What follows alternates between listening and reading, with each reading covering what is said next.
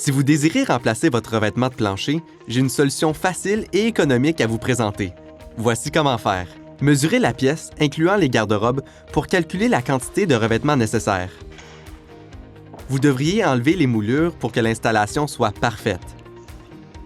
Avant de commencer, assurez-vous que la surface est nivelée, propre et sèche.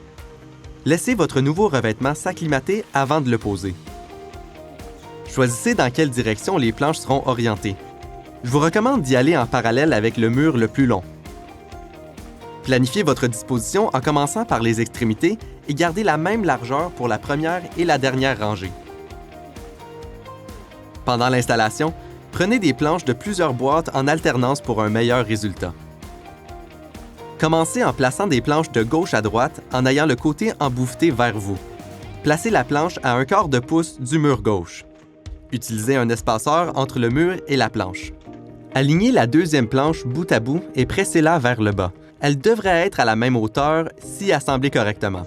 Continuez ainsi vers le mur de droite. Quand vient le temps de prendre une mesure pour la dernière planche de la première rangée, mieux vaut laisser un peu de jeu au cas où il y aurait un peu d'expansion. Commencez la prochaine rangée avec la retaille de coupe de la rangée précédente. Pour couper les planches, utilisez un couteau utilitaire et une équerre en tenant la planche fermement. Vous pouvez utiliser une scie sauteuse pour couper des coins ou des trous. Planifiez les irrégularités de la pièce en s'assurant qu'il n'y aura pas de joint de planche entre le mur et un coin. Après avoir installé quelques rangées, vérifiez que tout est droit avec une corde ou un laser. Si les planches ne sont pas droites, la première rangée devra être réalignée. Pour la dernière rangée, marquez et coupez les planches. Coupez le long de cette ligne pour obtenir la bonne largeur de planche. Vous pouvez maintenant retirer les espaceurs. Maintenant que votre installation est complétée, réinstallez vos moulures. Pour les endroits où les planches sont bout à bout avec un autre revêtement, utilisez une moulure en T pour couvrir les bords.